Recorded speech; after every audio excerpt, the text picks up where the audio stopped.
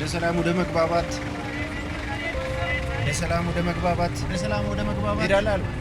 ለሰላም ወደ አንድነት ወደ መግባባት ትሄዳለሽ? እንሂድ።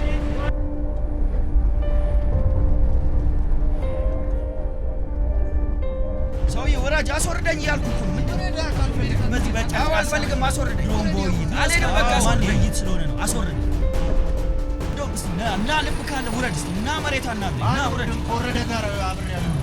ወደዛ ምን በውይይት መሄድ አልፈልግም ካልክ አትሄድም እንዴ? ና ግጠመኝ። ና ውረድ እና ግጠመኝ። ና እንሂድ።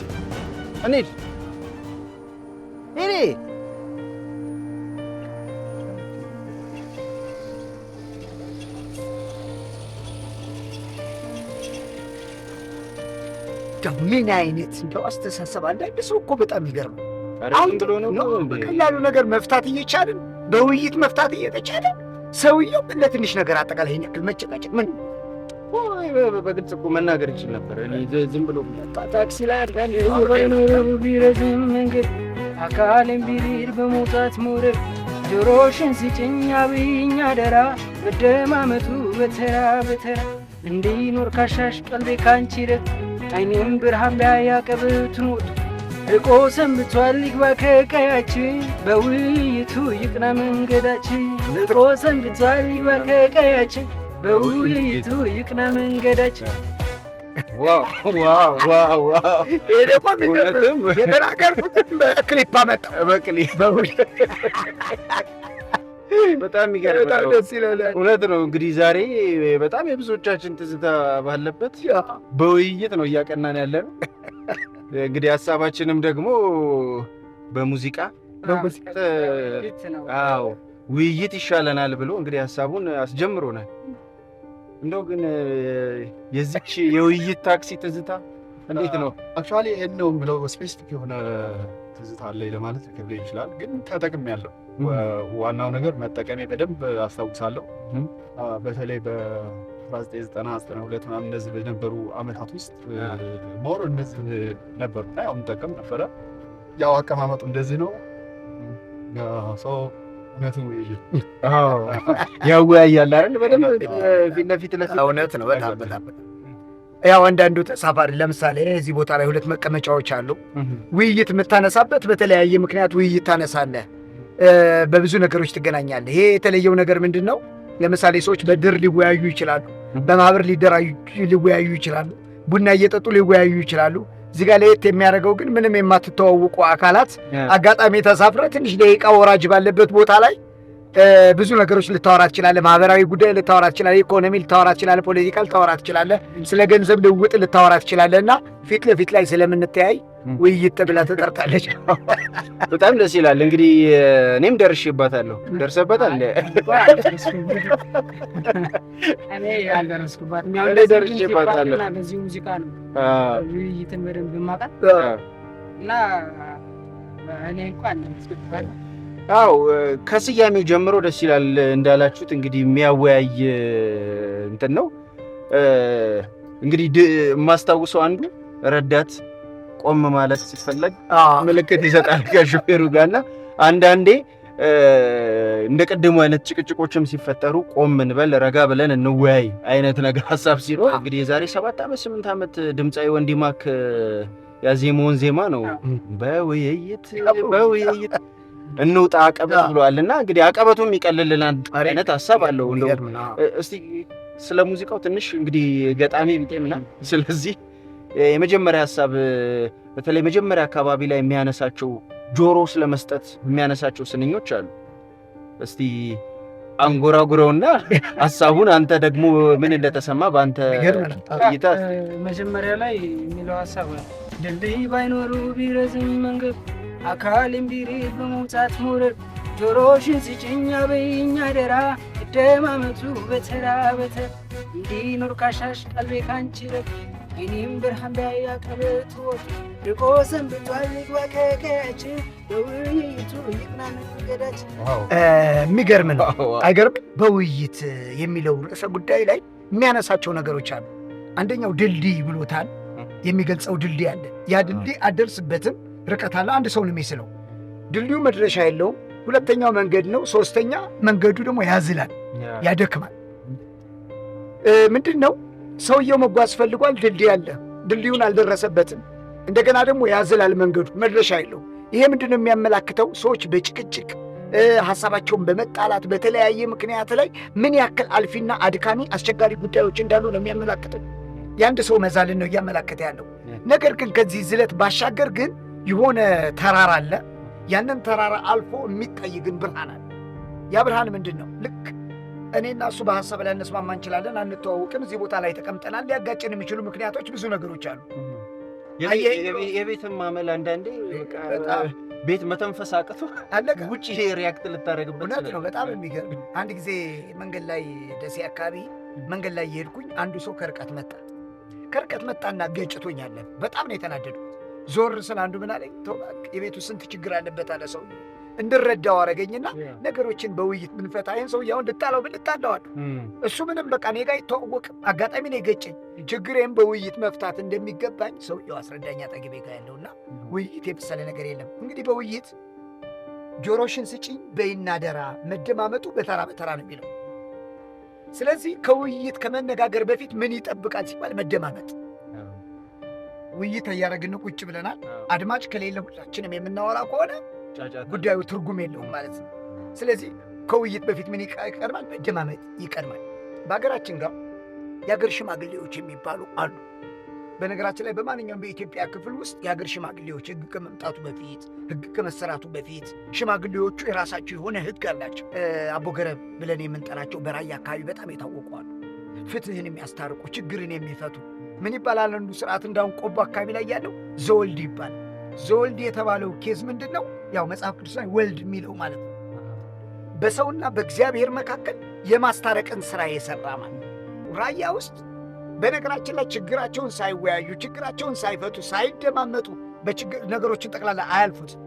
አንድ ብቻ አይደለም ያለው። በነገራችን ላይ የእርቅ ማዳቸው በጣም የሚገርሙ ዘወልድ የሚባላላቸው፣ ሞዛርድ የሚባላላቸው፣ ማልኮም የሚባላላቸው፣ ጎዛ የሚባላላቸው፣ ገብረ መድህን፣ ኑር ጌታ፣ ሰናይ ሰከድ፣ ክፍሎ፣ ኮርፋ፣ አርፋ፣ ተድላ፣ ቃንጪና አቦገረብ የሚባሉ የግጭቶች መፍቻ ስርዓት አላቸው። አጠገብ ላይ ዛፍ ይቀመጣሉ። አንዱም ሲያወራ ሌላው አያወራም፣ ያዳምጣል እስኪጨርስ ድረስ። ስለዚህ ችግሮቻቸውን በሀገር ሽማግሌ መፍታት የሚቻሉባት ኢትዮጵያ ውስጥ ነው ያለ ነው። ይሄ በነገራችን ላይ በራያ ክፍል ብቻ አይደለም፣ በተለያዩ አቅጣጫዎች አሉ። ለምሳሌ ወደ ጉራጌ አካባቢ ስንሄድ የጆካ ሸንጉ ይባላል። እንደዚሁ ደግሞ ወደ ኦሮሚያ ስትሄድ ደግሞ ጨፌ አለ። ብቻ በየአቅጣጫው እንዳነሳኸው መላው ኢትዮጵያ በእንደዚህ አይነት የውይይት ስርዓቶች እንደ ባህልም እንግዲህ ያደግንበት ዛሬ ድረስ ያደረሰን ትልቁ ስርዓት ነው። ያው ስለ ውይይት እንግዲህ ውይይት ውስጥ ሆነን ጀምረነዋል፣ ግን እኛ ብቻ ተናጋሪ እንዳንሆን ለወንድማችንም ላንሳና ምናልባት ውይይት የሚለውን ጽንሰ ሀሳብ በራሱ በተለይ መወያየት፣ መመካከር የሚባሉ ጉዳዮችን ስናነሳቸው ይሄ አንድ ተቋማዊ ጉዳይ ብቻ አይደለም፣ ከቤት የሚጀምር ጉዳይ ነው። ምናልባት በባልና ሚስት መካከል፣ በወላጅና በልጆች መካከል ጀምሮ መወያየት፣ መመካከር የሚባሉ ጉዳዮች ያስፈልጋሉ በሕይወታችንና እንዴት ይገልጹታል? አንድ ሀሳብ ወረቀት ላይ አልቆ ከዛ በኋላ ለውይይት ስትቀርብ አንዱ አማራጭ ነው። ሁለት ደግሞ ማህበረሰብ ልክ እንደ ውይይት እንደዙ ተገናኝቶ ሀሳቡን ታነሳለህ፣ በዝርዝር ታነሳለህ። እዛ ውስጥ ግጭት አይደለም የምትፈታው፣ ግጭቱን የምትፈታበት ፕላትፎርም ነው የምታበጀው ማለት። ሰላም ማለት ግጭት የሌለበት አይደለም። ሰላም ማለት ሁሉም ተአማኒ፣ ሁሉም ሊያምነው የሚችል ፕላትፎርም ዲፋይን ማድረግ ነው። በዛ ዲፊኒሽን ውስጥ አገራት ይቀጥላል። የጋራ መግባቢያ ያስቀምጣል ማለት። አሁን ትልቁ ስጋት ምንድነው? ሀገር የሚያፈርሰው ልዩነት አይደለም። ልዩነት ሀገር አፍርሶ አያውቅም፣ ማህበረሰብ አፍርሶ አያውቅም። ልዩነት ከእሴት በላይ ነው፣ ከውበት በላይ ነው፣ የህይወት ምንጭ ነው። አሁን ጠጣር ነገር አለ፣ ፈሳሽ ነገር አለ አይደል? አየር አለ። እነዚህ ሶስቱ የተለያዩ ባይሆንና አንድ ቢሆኑ ይህ ዓለም ይሆን ነው ኮምፕሊት ቀውስ ውስጥ ነው የሚሆነው። ይሄ አሁን ሳይንስ ነው የምነግርህ። ስለዚህ ልዩነት ባይኖር ኖሮ ህይወት ራሱ ሊፈጠር አይችልም ነበር። ዛትስ ኢምፖሲብል። ውሃ እንኳን እንደ ሞሌክል ኤግዚስት ያደረገው ልዩነቶች የራሳቸው ባህሪያት ያላቸው ኤሌመንቶች ተገናኝተው ነው። ስለዚህ ያለ ልዩነት ይህ ዓለም የለም። ከልዩነት በላይ ውበት የለም። ውበት ብቻ ሳይሆን የህይወት ምንጭ ነው፣ የመፍትሄ ምንጭ ነው። የተለያየ የሀሳብ ዲያሜንሽን የሚገኙበት ነው። የተለያየ የቫልዩ ምንጭ የሚቀዳበት ነው። ይሄንን ማስተካከል የሚችል ስርዓት፣ ቋሚ ስርዓት የመገንባት ነው። ይሄ ትልቅ ታሪካዊ ስራ ኃላፊነት የወሰደው ምክክር ኮሚሽኑ እጅግ ልታመኑ የሚችሉ ፕራክቲካሊ ያዩት ከመግቢያው እስከ መጨረሻ የነበረው ነፃነት ልነግርህ አልችልምና ውይይት ግጭት ለመፍታት የሚያስችል ሐሳብ የምታንሸራሽርበት ነው። ትልቁ ተግዳሮት የነበረው እንዳላረዝመው እንጂ ትልቁ ተግዳሮት የነበረው አሁን ሰዎች የሚያዳምጡት መልስ ለመስጠት እንደዚህ አይነት ሰዎች ባይዘይ ሁሉ ጊዜ በአስተሳሰብ አይሻሻሉ፣ የድሮውን ትክክል እንደሆነ አድርገው ነው የሚያስቡት። ለመፍትሄ ዝግጁ አይደሉም። ችግር ግን እንትን እያደረጉ ይሄዳሉ። ስለዚህ ይሄ የውይይት አንዱ ባህሪ ምንድነው? ስታዳምጥ ለመረዳት እንዲሆን ትለማመዳለህ እንጂ ተናጋሪውን ተንተርሶ ለዛ ለተናገረው ነገር አጌነስት የሆነ ሐሳብ ለመስጠት አይደለም። ለመስጠት ትዘጋጃለህ።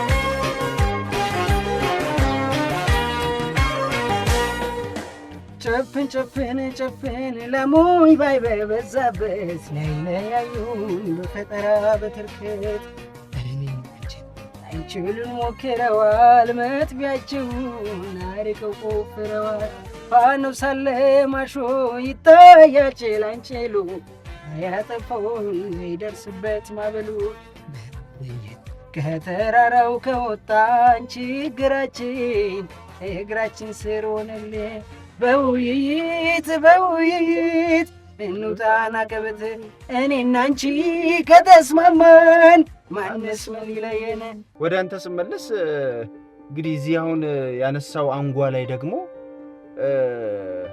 ፋኖስ አለ ማሾ ይታያል ጭላንጭሉ፣ በውይይት አቀበቱን ከወጣን ችግራችን እግራችን ስር ሆነልን ይላልና እንግዲህ ኢንጂነር ትልቅ ሐሳብ አንስተዋል። በተለይ አሁን ኢትዮጵያ የዘመናት የተጠራቀሙ ችግሮችን መስመር ለማስያዝ እየጣረች ያለችበት ጊዜ ነው።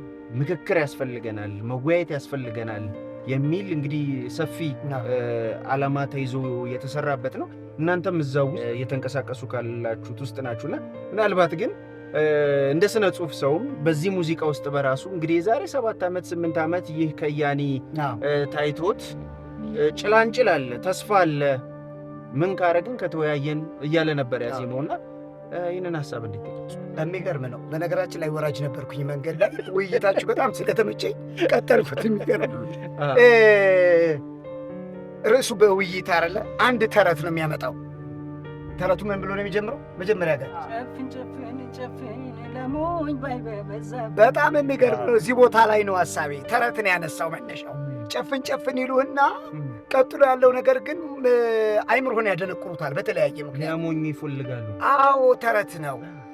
አንድ የኬንያ አባባል እንዳውም አለ። ምንድን ነው?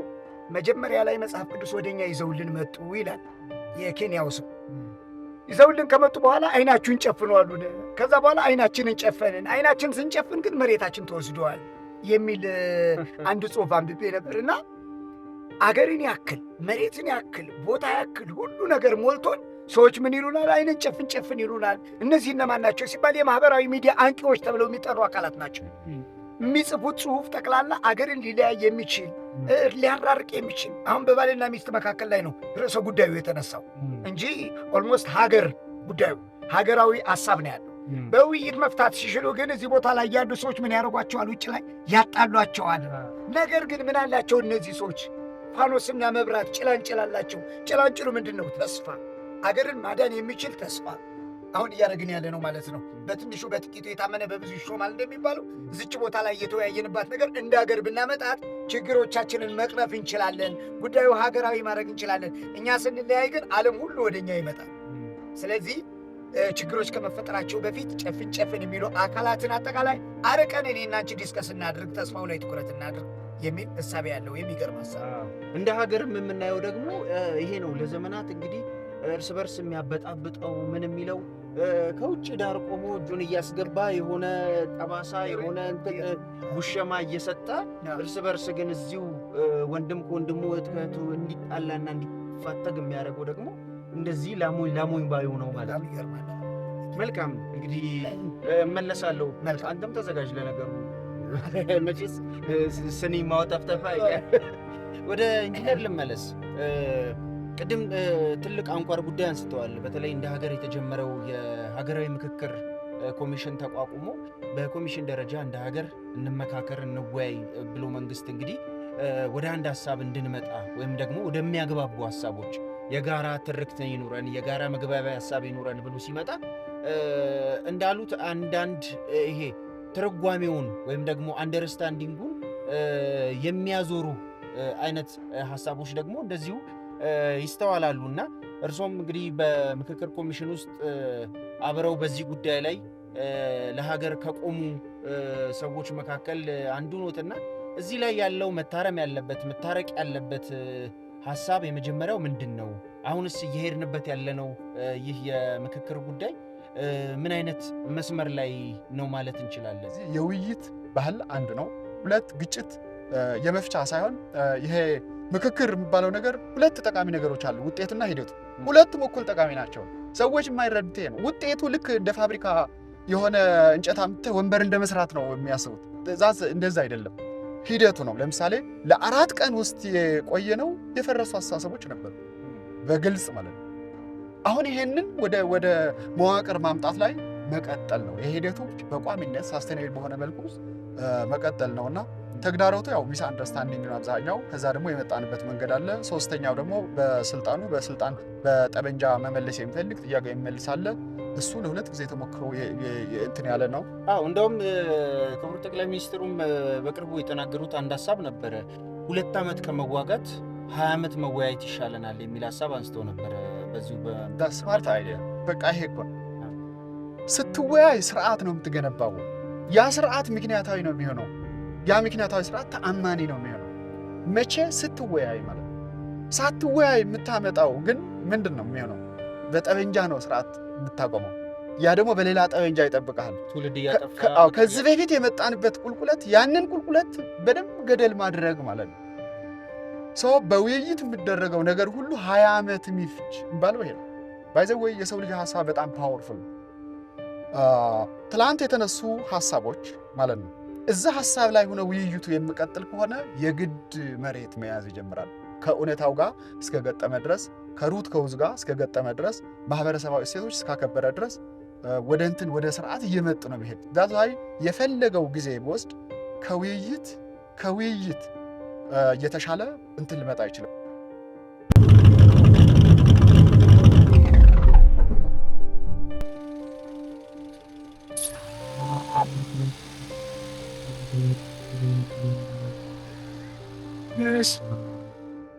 በውይይት እንውጣና ከቤት እኔና አንቺ ከተስማማን ማንስ ምን ይለየን? በቤትሽ በቤቴ ስደተኛ ባይተዋል እያረጉን ስንኖር ጎጆአችን እንዲታደስ ማገራችን ምሰሷችን እንዳይፈርስ አወይ ብርዱ እንዳይነፍስበት ነፋስ እያሞቅነው ሽቆራችን እንደሞቅ እንዘልቃለን ትዳራችን ሰምሮልን የደስታ ያለምንም ያርግልን ያለም ያርገው ያለም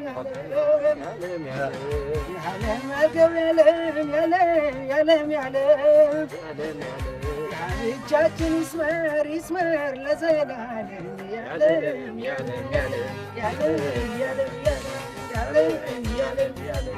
ያለ እንግዲህ አሜን። ሀገራችን ኢትዮጵያ ያለም ያርግላት። እንግዲህ የሁሉ መጥቶ በውይይት ከሆነ ይሄ ሁሉ ችግር መጣብን። ከውጭ የሚያባሉን መጡ። አንቺ ጆሮ ከሰጠሽኝ እኔ ጆሮ ከሰጠሽ ከተደማመጠን ከተወያየን ምናምን አለና የሚገርም ነው። ጎጆአችን አይፈርስም። ትዳራችን ሰምሮ ያለም ይሆንልን። ወዲማት ምን አይነት በጣም ይገርማል። በነገራችን ላይ ቤት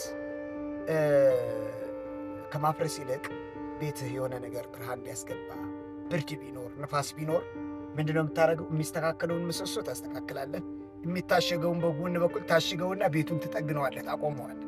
የመጀመሪያ ውስጥ አቅምና ገንዘብ ካለ የሆነ ሰዓት ላይ በጋራ በህብረት ከፋሚሊዎች ጋር ተስማምተህ ያንን ቤት ልታስተካክለው ልታድሰው ለዛም ለበለጠ ነገር አገርን ያክል እርስ በርሳችን ቀዳዳም ቢኖራት ክፍተትም ቢኖራት ምሰሶውን እያቀበልን የሚመረገውን እየመረግን አገርን ማቆየት አጠቃላይ ሲገባ በጎን የምንስበው መሰረቱን የምናናጋው ከሆነ ጥፋቱ ለማን ነው? ለሁላችን ነው። በነገራችን ላይ በታክሲ ውስጥ የመጀመሪያ ግጥም አቅራቢ እንዳልሆነ እንጂ እዚህ ቦታ ላይ ለታደመው ሁሉ ግጥም ማቅረብ ደስ ባለኝ። መለመድ አለበት። እንደውም ታክሲ ውስጥ ሁሌ በታሪክ ከመጨቃጨቅ ጸሎተ እንቁራሪት ከዕለታት አንድ ቀን ከወንዝ ዳር ቁማ እስከ አርያም ድረስ ጮኸቷ ተሰማ። ማን? እንቁራሪቱ። ሰፈሩ ይጨሳል፣ ቤት ሙሉ ተቃጥሎ፣ ሕዝቡ እሪታ ወጣ ቤት ንብረቱን ጥሎ። እንቁራሪት ጸሎት ከጮኸቷ ጋራ በእንስሳቱ ዓለም በእሷ ጮኸት ዳራ ኧረ በሕግ አምላክ እንደው ባዛኝቱ ኧረ አፍሽን ዝጊ ምንድነው ጮኸቱ? በሚቃጠለው ቤት ምን አገባሽ አንቺ ብንተኛስ ምን አለ አፍሽን ባትከፍቺ? ከሚቃጠለው ቤት እኛ ወንዝ ድረስ ስንትስ ርቀት አለ ቢለካ እዛ ድረስ ብለው ቢቃወሟት ጉማሬና አሳ ይኸው ትጮኻለች ዝም አትልም እሷ። ማን? እንቁራሪት። እሳቱ በርትቶ ማጥፊያ ከፈለጉ ወንዝ እንደሚወርዱ አልጠፋትም ወጉ። እግዚአብሔር ሆይ እርዳኝ ከእሳቱ ላንቃ እንደ ነነዌ ሕዝብ ተለመነን በቃ። የሰፈሩን እሳት አጥፋልኝ እያለች ለሰማዩ ጌታ ወደ ላይ ለመነች። የእኛም በጦርነት ሁከት ከሚነደው ሰፈር እሳቱ ተዛምቶ ተቃጥለን እንዳንቀር ገሃነመ እሳት እንዳትሆን አገር አውጣን አውጣን እንበል እንደው ሌላ ቢቀር። እሷማ በያዙት ማጥለቂያ አብራ እንዳትደመር የምህላ ጸሎት እያደረገች ነበር ነው የሚል ግጥም አይተነተንም። አመሰግናለሁ። የጥቅሱ ሰውዬ ገበያዬን ታክሲ ላይ በየታክሲው ላይ እንግዲህ ጥቅስ እያተመ የሚሸጠው እንግዲህ ከዚህ በኋላ እንደ ስራ ያዘው። በየስራ እየዞርኩ በሁሉም ታክሲ ውስጥ በምግብ ባስራ ያለው በሁሉም ቦታ። በጣም ጥሩ ሀሳብ። እንቁራሪቱ ባህር ውስጥ ነው ያለችው፣ ሰፈር ግን በእሳት ተቃጥሏል። አሁን የእሷ ስጋት ከርቀት ያለው እሳት መጮህ ጀመረች። እንቁራሪቱ ለምን ትጮያለሽ? ምንድን ነው የሚጮሽ ይሏታል ውስጥ ላይ ያሉት። እዛ ቦታ ላይ የተቃጠለው ቤት ላይ እሳት ለማጥፋት ባልዲ ይዘው መጥተው እንደሚጨልፏት ታስባለች ያቺ ሴት። ስለዚህ በአገር ደረጃ ሰብሰብ ብለን ስናስበው እዛ ቦታ ላይ የነደደው መንደድ እኔ ጋር ይመጣል ብለን ማሰብ ከቻለን ሀገር ማዳን እንችላለን። ለምሳሌ ሶሪያ ታሳቢ ማድረግ ይቻላል። ሊቢያን ታሳቢ ማድረግ ይቻላል። ሀገራት የፈረሱ ታሳቢ ማድረግ ይቻላል።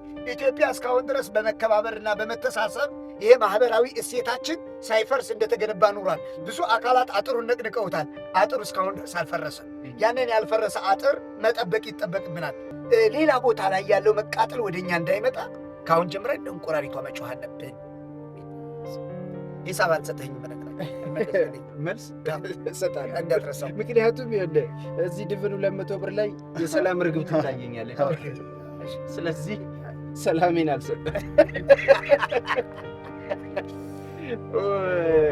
መልካም፣ ወደ ማጠቃለያው እንሂድ። በተለይ አሁን ላይ እንግዲህ እንደ ሀገር በቆምንበት በተደጋጋሚ ያነሳነው ሀሳብ ነው ያሉ መንገራገጮችን በተለያዩ አካላት ኢትዮጵያን ለማፍረስ የተሞከሩ ሙከራዎች ይዘውን እንዳይዘሙ ቀዳዳው እንዳይሰፋ እንግዲህ በጣም ብዙ እየተሞከረ ነው። በተለይ ደግሞ ትልቁን የቤት ስራ ይዞ እየተንቀሳቀሰ ባለው የኢትዮጵያ ሀገራዊ ምክክር ኮሚሽን ውስጥ እንግዲህ ሁለታችሁም ተሳታፊ ናችሁና እንደው ምን ተስፋ አለው የሚለውን ማሳረጊያ እናድርገው። በተለይ እንግዲህ ብሔራዊ የምክክር ቀን ተብሎ እንግዲህ የፊታችን ሐምሌ 8 ቀን ተቆርጧል። እስከ ዛሬ የመጣችሁበት ሂደት አለ። በተለያየ መልኩ የተለያዩ መድረኮች እየተዘጋጁ ምክክሮች ነበሩ። በነዛ የታዩ ተስፋዎች፣ የተዋጡ ሀሳቦች ወደ አንድ ጠረጴዛ ላይ መጥተው ወደ ምን አይነት መግባባት ሊያደርሱን ይችላሉ? ወደ ምን አይነት ኢትዮጵያን ቅድም በሙዚቃ እንግዲህ የወንድማከን ሙዚቃ እያንጎራጎራልን ያለው ወንድማችን ጭላንጭል እንደሚታይ ተስፋ እንዳለ በስንኙ ሲገልጽ ነበርና ከኮሚሽን ውስጥ ከምክክር ኮሚሽን ውስጥ ምን አይነት ተስፋ ከፊታችን ይታየናል? ብዙ ሰዎች የሆነ ውጤት ነው የሚጠብቁት ዲፋይንድ የሆነ ግን ሂደቱ ራሱ ኦልሞስት ከውጤቱ ጋር ፉል ቫልዩ ነው ያለው። ሰው ውጤቱ ምንድነው ብንል የመጨረሻ ሳስቴኔብል የሆነ ዘላቂ የሆነ ስርዓት ማለት ነው። ያ ስርዓት ህዝቦች ሁሉ የሚያምኑበት ፍትህ በትክክል ሊተገበር የሚችልበት ስርዓት የመገንባት ነው። የምክክር ኮሚሽኑ ታሪካዊ ባይ ዘ ዌይ ትውልድን አገርን ጥንታዊ ስልጣኔን የማዳን ስራ ነው እየሰራ ያለው ጄኒዩንሊ ማለት ነው። ከመጀመሪያ ጀምሮ 4 ቀን የቆየንባቸው ልድገመው ባይ ዘ ዌይ ከውይይት ክርክር እና ምክክር እነዚህን ሳይንቲፊካሊ እና ፊሎሶፊካሊ በደንብ ሰዎች አንደርስታንድ እንዲያደርጉ ተደርጎ ነው። ባይ ዘ ዌይ ምንድነው የጋራ እሴት ላይ ነው የምትሰባሰበው። ያንን ስትለይ ደግሞ በውይይት ነው የሚሆነው። ስለዚህ ውጤቱ ምን ሊሆን ይችላል የሚለው ምንም ጥርጥር የለውም። ሂደቱ ራሱ ከውጤቱ እኩል ቫልዩ ነው ያለው ማለት ነው። ዘላቂ የሆነ ስርዓት እንገነባለን ማለት ነው። አንተስ ምን አይነት ተስፋ ይታይሃል? እስካሁን በተመጣበት ሂደት በተለይ ብዙ ሀሳቦችን አንስተናል። በመወያየት በመመካከር ውስጥ ብዙ መፍትሄ ማምጣት እንደሚቻል አንስተናልና በተለይ ኮሚሽን ውስጥ ደግሞ እንግዲህ አንተም እንደመሳተፍ ምን አይነት ተስፋ ይታያል? ወደፊት መወያየት የመሰለ ነገር የለም፣ መነጋገር የመሰለ ነገር የለም። ግን ትልቁ ነገር አይምሮህን ክሎዝ ካረከው ከዘጋው ነገሮችን የመቀበል ወዴት አቅጣጫ እየሄድን ነው የማለት ሁኔታ ትሰጋለህ እንደ ግለሰብ። ስለዚህ በእያንዳንዳችን ባለንበት ሁኔታ ላይ በምክክር በውይይት ነገሮችን አጠቃላይ ዘላቂ መፍትሄ ማምጣት እንችላለን። እድሉ ባይኖርስ? እስኪ የምክክር ኮሚሽኑ እድሉ ባይኖር ወደ ምንድን ነው ልንሄድ የምንችለው? ኦኬ ጦርነት በላን፣ ከዛ በኋላ ምን ሊባል ነው? ምክክር አልነበረም፣ ውይይት አልነበረ ምናምን ሰዎች ምክንያታቸው ማለቂያ ያለው መቼ ነው የሚባንኑት? የሆነ ሰዓት ላይ ከተጎዱ ውስጥ አካረጉ በኋላ ያንን ነገር እንደገና ወደኋላ ማስታወስ ይችላሉ። ስለዚህ ጦርነት ከመምጣቱ ኤኒ ችግሮች ከመምጣታቸው በፊት የሚገርሙ ሀሳቦች መጥተዋል። እነዚህን ሀሳቦች ሰከን ብሎ ማድመጥ ከሚገባው በላይ ገላጭ ነው። እንግዲህ መልሴን እያሉ መውረድ የለም።